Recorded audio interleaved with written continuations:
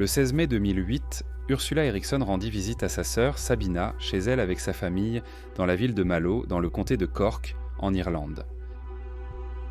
Après être restée là pendant quelques heures, Sabina s'est disputée avec son mari et a quitté la maison familiale en secret avec Ursula. Elle a laissé derrière elle son mari, sa maison et ses 2 enfants, et a disparu avec sa sœur. Aucune explication n'a été donnée. Le lendemain, le duo réapparaîtrait après qu'un service de bus leur ait refusé l'accès en raison de leur comportement suspect et erratique. Lorsque la police a rattrapé les 2 femmes, elle allait être témoin de certains des comportements les plus choquants jamais filmés.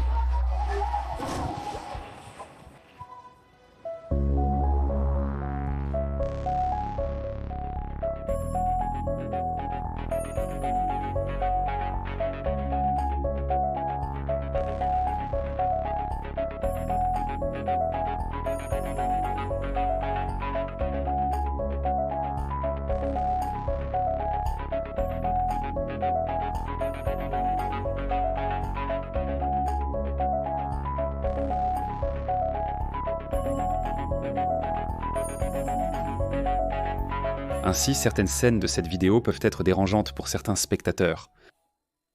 Lorsque vous verrez le symbole suivant dans le coin supérieur droit et entendrez le son suivant, une image potentiellement dérangeante va suivre. Lorsque vous entendrez à nouveau le son, l'image sera terminée et il sera sûr de regarder.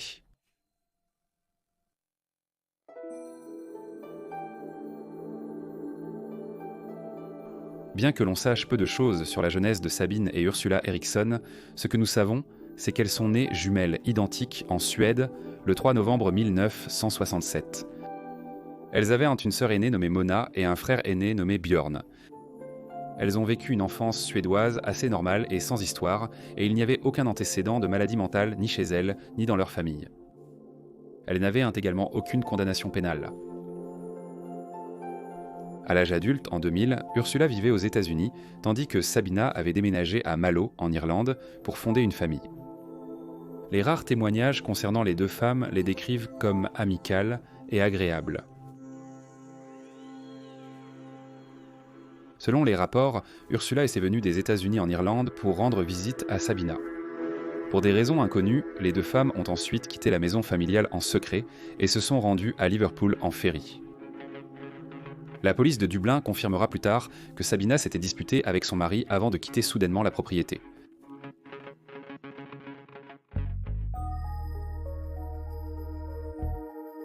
Elles sont arrivées à Liverpool vers 8h30 du matin et se sont rendues au commissariat de St. Anne Street pour déposer un rapport concernant les inquiétudes pour la sécurité des enfants de Sabina restés en Irlande. La police a déclaré qu'elle allait se mettre en relation avec la police de Dublin et donner suite à cette affaire. Les femmes ont ensuite pris un autocar National Express vers 11h30 en direction de Londres. Lorsqu'elles sont arrivées manteau à l'air de service autoroutière de Kiel, à environ 50 miles au sud de Liverpool, les femmes sont descendues pour utiliser les toilettes car elles ne se sentaient pas très bien. Le chauffeur du bus a ensuite déclaré qu'il avait refusé de laisser les femmes remonter dans le bus à cause de leur comportement étrange. Il a remarqué qu'elles serraient très fort leur sac et refusait de laisser quiconque regarder à l'intérieur. Les femmes ont été laissées à la station-service de Kiel, où le gérant a appelé la police pour signaler la présence de 2 femmes étranges se comportant de manière erratique à la station. Sont arrivés et ont parlé avec les femmes, mais sont repartis après avoir constaté qu'elles étaient inoffensives. Une affirmation qui s'est avérée par la suite gravement incorrecte. Peu de temps après, les femmes ont été repérées sur les caméras de vidéosurveillance de l'autoroute par la police des transports, qui a envoyé des agents enquêter, car les 2 femmes traversaient de manière très désordonnée les voies centrales d'une autoroute très fréquentée et à grande vitesse. Leur traversée a semé le chaos sur l'autoroute, Sabine ayant été percutée par une Seat Leon lors de leur tentative de traverser les voies. La police arrivée sur les lieux était en fait suivie ce jour-là par une équipe de tournage qui réalisait une série télévisée sur la police des transports britanniques, et ce qu'ils ont filmé est vraiment parmi les images les plus choquantes que j'ai jamais vues. Alors que la police était informée de la situation sous les yeux de l'équipe de tournage, sans aucune raison, Ursula a soudainement décidé de traverser la voie de l'autoroute et a été percutée par un camion roulant à 80 km/h. Ses jambes ont été immédiatement broyées. Dans la confusion, Sabina s'est également libérée et a couru dans la circulation, venant en sens inverse. Elle avait été percutée de plein fouet par une Volkswagen Polo à grande vitesse, ce qui l'a rendue inconsciente. Les ambulanciers se sont précipités pour s'occuper des deux femmes, mais Ursula a résisté à plusieurs reprises aux soins en mordant et en griffant les ambulanciers, malgré ses jambes écrasées. Comme si elle ne ressentait absolument aucune douleur. Calmez-vous. La mienne est très agressive, elle me crache dessus, elle est très gravement blessée. Alors Ursula criait « Je te reconnais, je sais que tu n'es pas réel ». Au policier qui la détenait, Sabina a repris connaissance et a crié « Ils vont vous voler vos organes ». Ce qu'elle a fait ensuite a rendu l'histoire encore plus étrange. Après avoir été percutée par une voiture à grande vitesse et être restée inconsciente pendant 15 minutes, Sabina s'est relevée d'un bond, a frappé le policier avant de sauter par-dessus la barrière dans la circulation en sens inverse et de s'enfuir. La police a rattrapé Sabina plus loin sur l'autoroute avant de la maîtriser et de la sédater. Il a fallu plusieurs agents pour la maîtriser. L'un d'eux déclarant qu'il pensait qu'il devait y avoir un problème de consommation de substances car elle avait une force incroyable. Après que Sabina ait été maîtrisée et détenue, les deux sœurs ont été emmenées à l'hôpital pour évaluer leurs blessures. Étonnamment, Sabina n'avait aucune blessure grave et a été remise à la garde de la police. Malgré le fait d'avoir été percutée par une voiture, arrêtée et d'avoir vu les jambes de sa sœur écrasées sous un camion, Sabina semblait calme et détendue et ne montrait aucune inquiétude apparente pour sa sœur.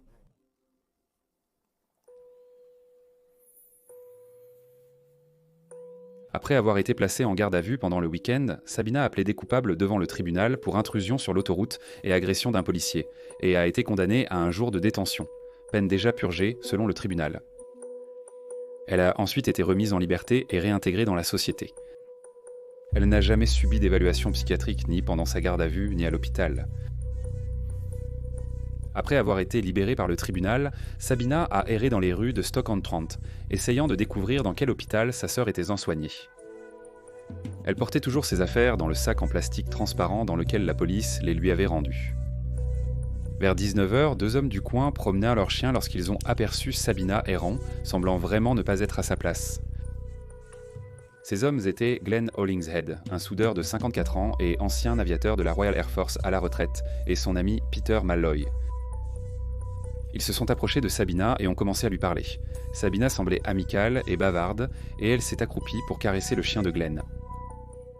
Bien que Peter ait déclaré plus tard que Sabina semblait amicale, elle se comportait aussi de façon très nerveuse, ce qui l'a rendu nerveux à son tour. Sabina lui a demandé s'il connaissait des hôtels ou des chambres d'hôtes dans les environs. Glenn, peut-être en reconnaissant que Sabina avait des moyens financiers limités, a proposé qu'elle utilise sa maison pour la nuit sur Duke Street à proximité. Sabina a commencé à se détendre et a expliqué qu'elle cherchait une sœur hospitalisée, bien qu'on ne sache pas si elle a précisé pourquoi sa sœur avait été hospitalisée. Une fois à l'intérieur de la maison de Glenn, il lui a offert un verre et a dit que le matin, il l'aiderait à retrouver sa sœur. Peter a ensuite décrit Sabina comme étant très paranoïaque et nerveuse, et elle se levait sans cesse pour regarder par la fenêtre, ce qui lui a fait penser qu'elle avait peut-être fui un partenaire violent. Son comportement est devenu encore plus étrange au fil de la soirée, car elle a offert des cigarettes aux hommes pour ensuite les leur arracher rapidement de la bouche, affirmant qu'elle pourrait en être empoisonnée. Juste avant minuit, Peter a décidé de partir et est rentré chez lui. Et d'après ce que nous savons, Glenn et Sabina sont tous deux allés se coucher. Le lendemain, vers midi, Glenn a parlé avec son frère au téléphone pour essayer de localiser l'hôpital où Ursula pourrait se trouver, et il a ensuite appelé différents endroits pour l'aider à la retrouver. Plus tard dans la soirée, vers 19h40, Glenn était en train de préparer le dîner pour eux deux lorsqu'il s'est rendu compte qu'il avait besoin de sachets de thé, et il est allé chez le voisin pour demander s'il pouvait lui en donner. Le voisin a donné à Glenn des sachets de thé et l'a regardé rentrer chez lui, et moins d'une minute plus tard, il était ressorti en titubant, couvert de sang avec de multiples blessures, en criant « Elle m'a poignardé !» avant de s'effondrer au sol et de mourir de ses blessures. Le voisin s'est rapidement précipité à l'intérieur et a appelé la police et une ambulance. Pendant que le voisin appelait à l'aide, Sabina s'est enfuie de la maison et a couru dans la rue. Elle a été filmée par une caméra de surveillance à proximité, fuyant les lieux avec un marteau à la main, s'arrêtant tous les quelques mètres pour se frapper la tête avec le marteau. Un homme qui passait en voiture a été témoin de la scène et s'est arrêté pour l'aider en la plaquant au sol et en lui arrachant le marteau des mains. Mais Sabina a sorti un morceau de tuile cassé de sa poche et a frappé l'homme à l'arrière de la tête avec la tuile, l'étourdissant pour pouvoir s'enfuir à nouveau. Peu de temps après, les ambulanciers et la police sont arrivés et ont poursuivi Sabina jusqu'à un pont à Heron Cross, où elle a sauté d'un pont de 12 mètres de haut pour atterrir sur l'autoroute en contrebas, se brisant les 2 chevilles et se fracturant le crâne. Ils l'ont ensuite emmenée à l'hôpital pour y recevoir des soins.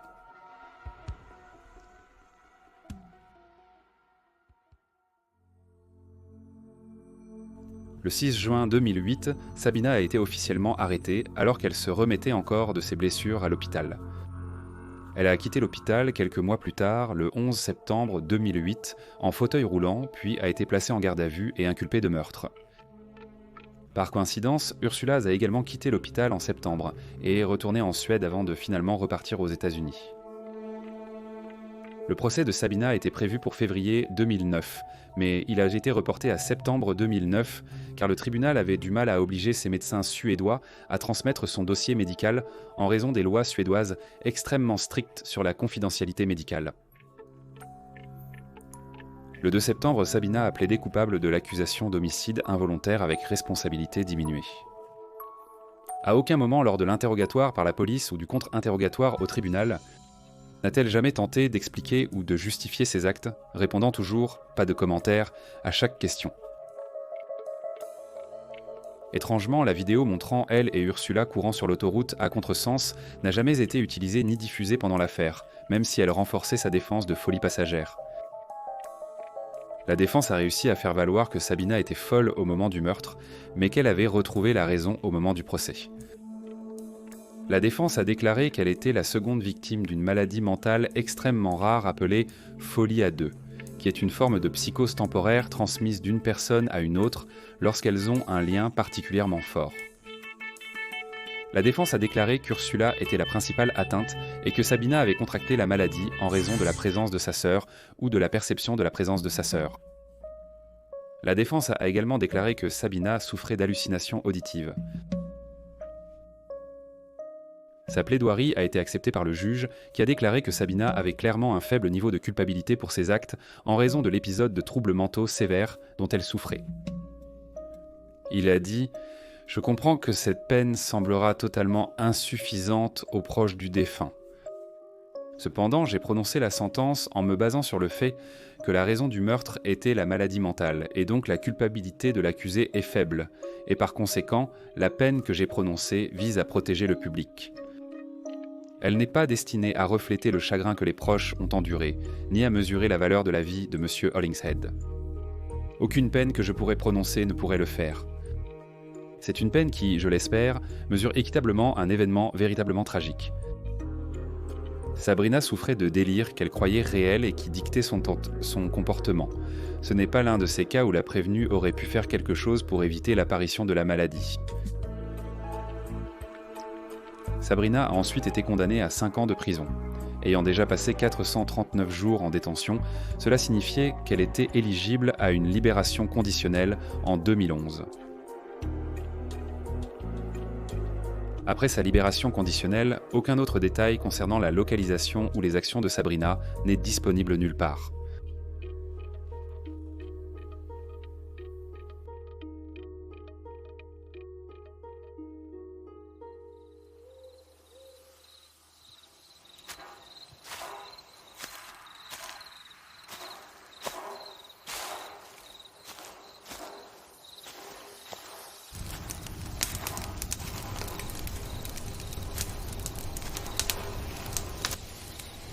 Salut!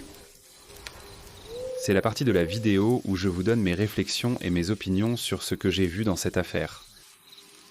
Je veux juste vous rappeler que ce n'est que mon opinion et qu'elle n'est pas remplie de faits révélateurs. Des conclusions auxquelles je suis arrivé en me basant sur les preuves que j'ai vues. Alors, nous allons commencer par l'incompétence de la police. Comme dans la plupart des affaires que j'ai examinées jusqu'à présent, la police a été fortement critiquée dans cette affaire pour ne pas avoir fait correctement son travail. Certaines personnes ont commenté qu'il n'aurait donc jamais dû laisser partir Sabina alors qu'elle était manifestement une personne très déséquilibrée mentalement et qu'elle aurait dû être gardée sous surveillance plus longtemps. Mais je pense que cela découle d'une incompréhension générale du droit britannique. Premièrement, selon la loi britannique, personne ne peut être détenu plus de 24 heures à moins qu'il ne soit soupçonné d'un crime grave. La définition d'un crime grave ici au Royaume-Uni est extrêmement restreinte. Donc la police ne peut pas vous détenir plus de 24 heures à moins que vous ne soyez soupçonné d'un crime grave. La seule autre circonstance où il pourrait aider vous détenir plus longtemps, c'est si le psychiatre vous a examiné et vous a jugé dangereux pour le public ou pour vous-même. Ce sont les deux seules conditions dans lesquelles quelqu'un peut être détenu plus de 24 heures ici au Royaume-Uni.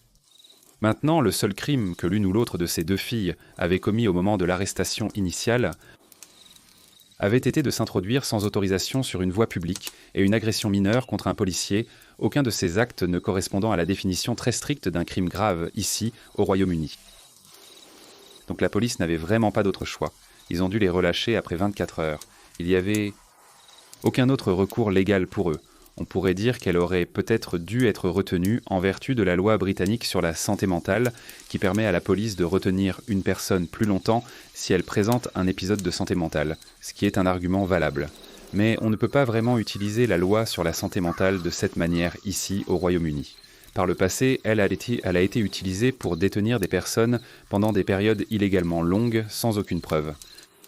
Et donc le système juridique, ici au Royaume-Uni, a commencé à changer la façon dont on peut utiliser cette loi pour la rendre plus stricte et empêcher la police d'en abuser. Donc maintenant, on ne peut retenir quelqu'un sous la loi sur la santé mentale que si un psychiatre a vu le patient dans les 6 heures suivant sa première détention. Maintenant, même si un psychiatre arrive, vous savez, 6 heures et 1 minute après leur détention, cela n'a pas d'importance. Ils doivent être relâchés.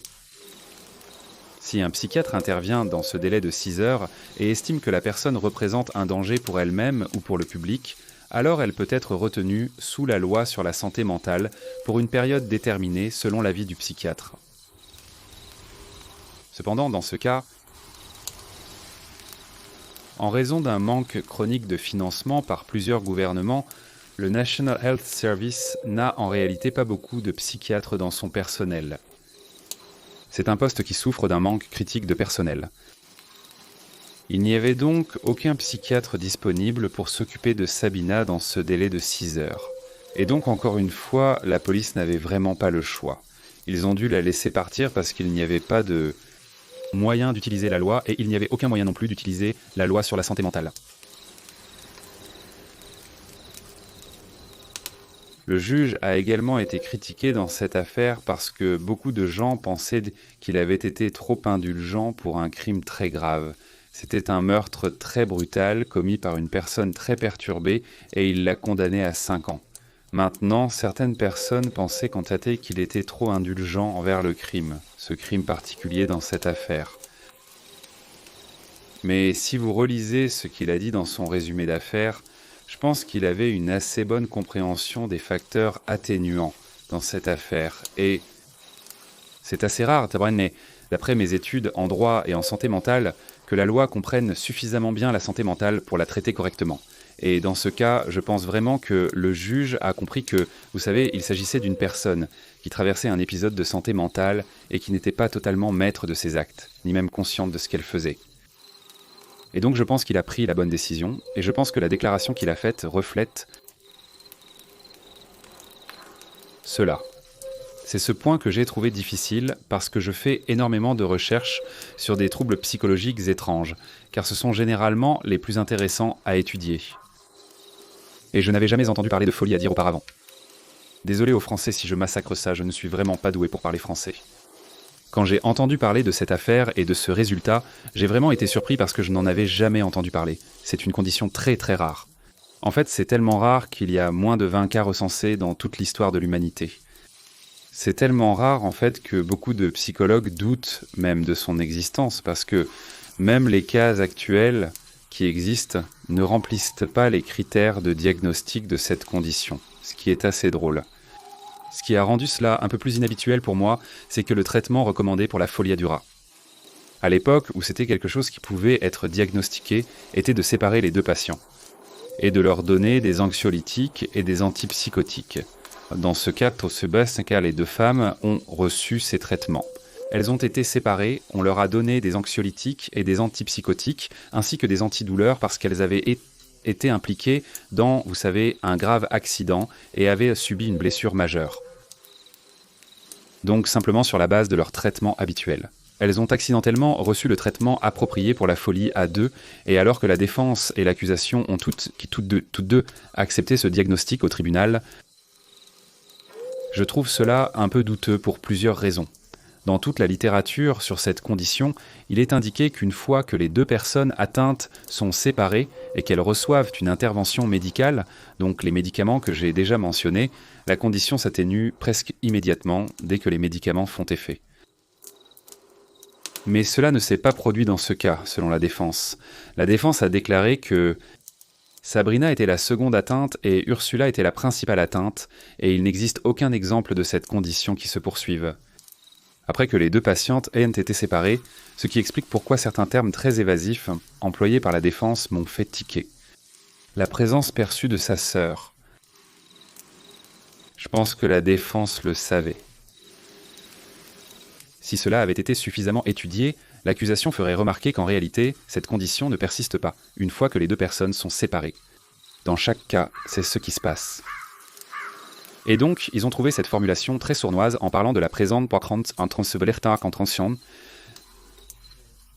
perçue de sa sœur comme un moyen d'alléger une partie de la responsabilité et de la culpabilité de Sabina. Maintenant, je tiens quand même à souligner que je pense que le juge a bien prononcé la sentence et que ses commentaires étaient justes, parce que elle souffrait clairement d'un épisode de troubles mentaux. Ce qui est assez contesté, c'est la cause de cet épisode de troubles mentaux. Maintenant, la formulation de la défense m'a fait tiquer, parce que je ne suis pas convaincu que son état de psychose ait été causé par polyadère. En lisant ce dossier, j'ai ressenti à plusieurs reprises qu'un problème d'abus de substances était bien plus probable qu'un trouble mental si rare que plus de personnes ont marché sur la Lune. Quelques drogues me sont venues à l'esprit au début. J'ai commencé à penser aux drogues dissociatives, comme la kétamine ou le phencyclidine, qui peuvent provoquer certains des comportements que tu as manifestés et qui expliquent aussi cette incroyable résistance à la douleur. Cependant, les délires psychotiques et les délires paranoïaques ne sont vraiment pas très souvent associés à l'une ou l'autre de ces deux drogues. J'ai passé un certain temps à consulter des sites où les gens parlent de l'utilisation de ces drogues, et personne n'a jamais signalé que ces choses se produisaient. Donc j'ai commencé à penser à d'autres drogues à la place. Finalement, je me suis tourné vers une forte consommation d'amphétamines, ce qui provoque ensuite une psychose induite par les amphétamines. La psychose due au manque de sommeil. Ça paraît compliqué, mais c'est plus simple qu'il n'y paraît. Vous voyez, tout le monde, lorsqu'il est privé de sommeil, finit par entrer dans un état de psychose. Peu importe qui vous êtes, peu importe votre force, tout le monde finit par en souffrir. Ce qui change, c'est le temps qu'il vous faut pour y arriver. L'utilisation d'amphétamines a tendance à accélérer ce phénomène, en partie parce que certains des effets secondaires des amphétamines entretiennent vraiment certains de ces symptômes, mais aussi parce qu'elles vous maintiennent éveillé pendant des périodes anormalement longues. Petite mise en garde, il s'agit surtout de suppositions de ma part, car il n'y a en réalité aucune preuve de consommation de drogue. Aucune drogue n'a été trouvée sur la personne de la jeune fille, ni dans ses affaires.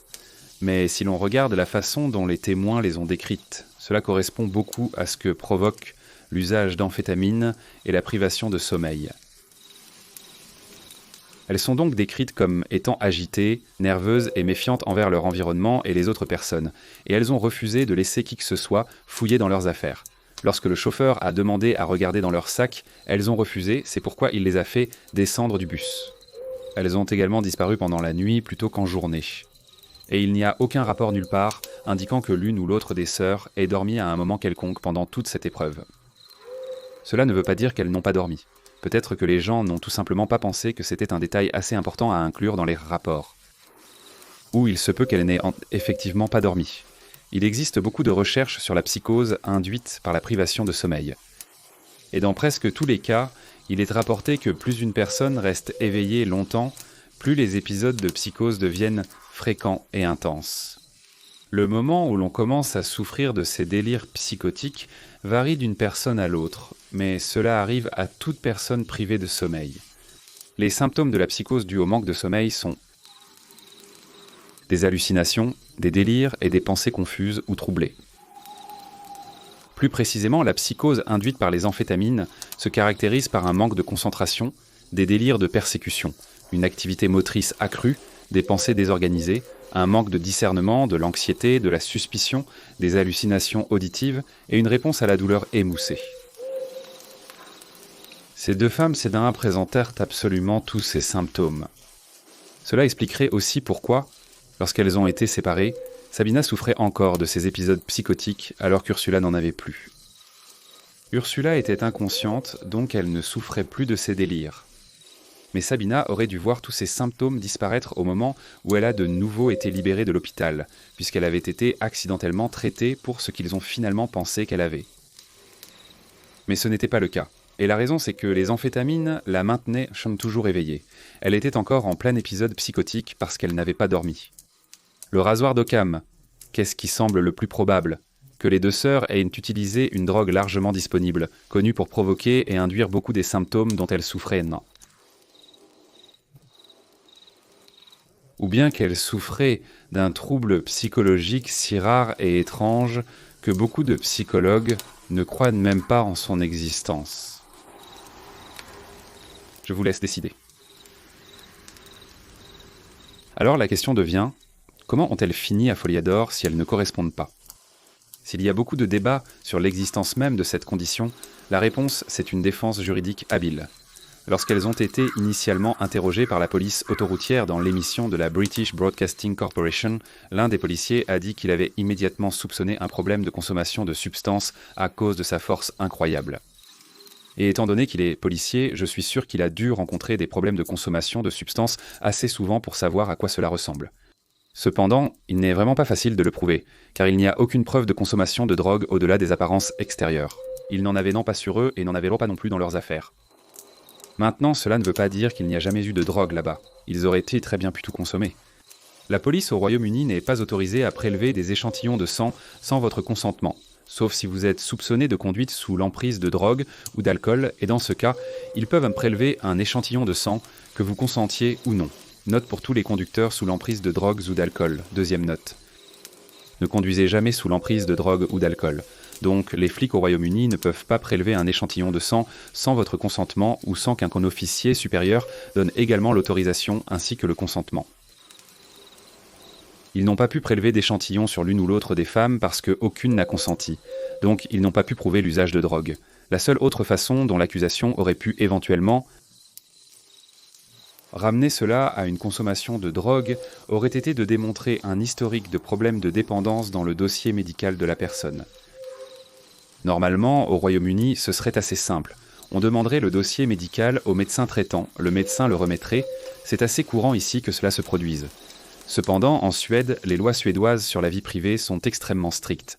En ce qui concerne les dossiers médicaux, si strictes en fait que même la police suédoise doit souvent saisir le tribunal à plusieurs reprises, et le justifier à plusieurs reprises avant d'être autorisée à obtenir la divulgation d'un dossier médical.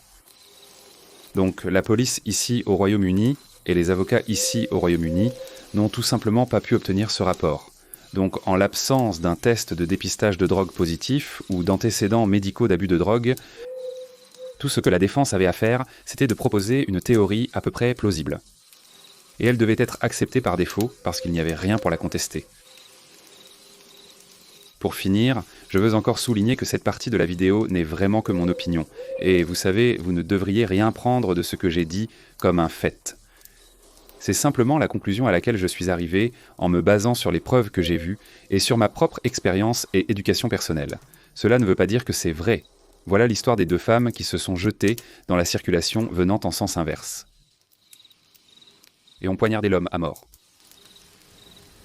Qu'est-ce que tu penses qu'il s'est passé? Merci d'avoir regardé et on se retrouve dans la prochaine vidéo.